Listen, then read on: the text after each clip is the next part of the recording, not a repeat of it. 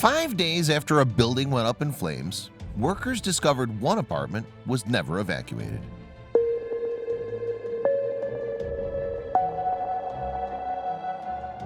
A Washington, D.C. affordable housing facility played home to 190 elderly residents dramatically burst into flames in September 2018. But while officials thought that they had accounted for all the building's tenants, they realized 5 days after the blaze that one unit hadn't been evacuated when the fire had broken out. In 2007, construction finished on the Arthur Capper Senior Apartments, touted as one of Washington, D.C.'s most sought-after living facilities of its kind. Residents could choose between 1- and 2-bedroom apartments, all of which were situated within easy reach of the city center. And the building's updated appearance was part of a greater plan to revitalize the neighborhood of Navy Yard in which the senior center was stood. In the years that followed, furthermore, the public housing facility was well maintained. According to redevelopers Urban Atlantic in September 2018, Urban Atlantic president Vicki Davis told Fox 5 DC, for example, that the apartments had passed a recent inspection with flying colors. Even so, residents of Arthur Capper Senior Apartments found themselves in the middle of an emergency in late September 2018 when a fire ignited in the building's attic. Some of them later would say that they didn't even hear any alarm bells ringing to warn them of the danger above. Instead, concerned neighbors began beating on doors, alerting those inside that they needed to evacuate. And luckily for those living in the affordable housing complex, some of the locals were also U.S. Marines. The Marines had an outpost just 200 yards from the senior center, meaning some among their numbers were able to see the smoke and so quickly made their way over to help.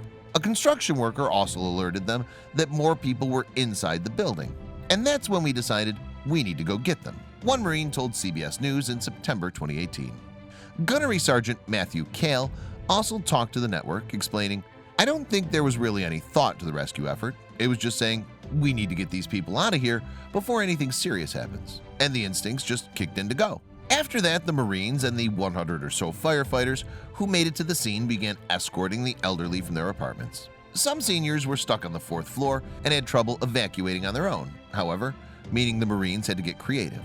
Captain Trey Gregory later told CBS News, "There were some paralyzed, some immobile people up there. We actually just picked people up as best we possibly could and then had the wheelchairs at the exit, or right outside the building after we carried them down 4 flights. Seniors also made their way out of the building via ladder and on foot. Fortunately, the firefighters and Marines were able to escort all of the building's 190 residents from the fire and to safety. Or so they thought.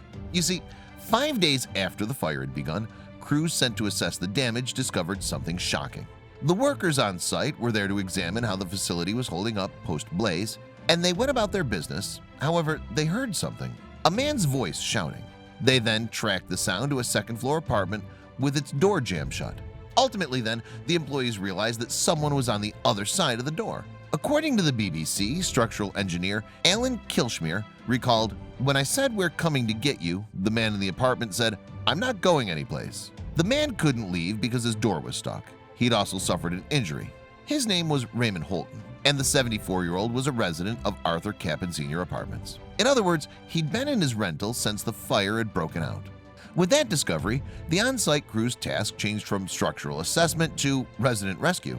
They subsequently pushed their way through the door to Bolton's apartment and came face to face with the only tenant left behind during the blaze. But according to Inside Edition, the workers found Holton in incredibly good shape, in spite of all that had happened.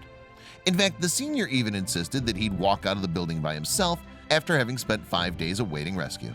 The building crew then helped Holton move from the sofa to a kitchen chair as they awaited emergency services. And Holton eventually forewent his plan to walk on his own, instead allowing first responders to carry him from his apartment.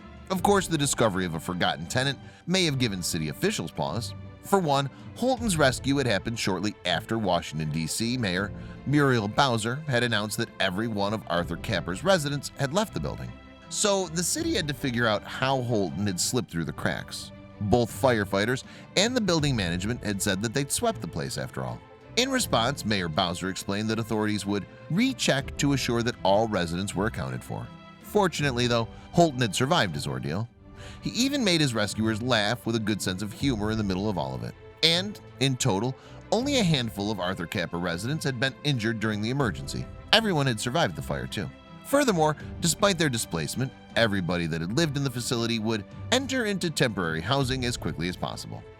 Christopher Rodriguez, director of the city's Homeland Security branch, told the press, and although many had lost their home and their possessions, and there was no word on the salvageability of the building either, Rodriguez promised, "Our plan is to make sure these residents are cared for."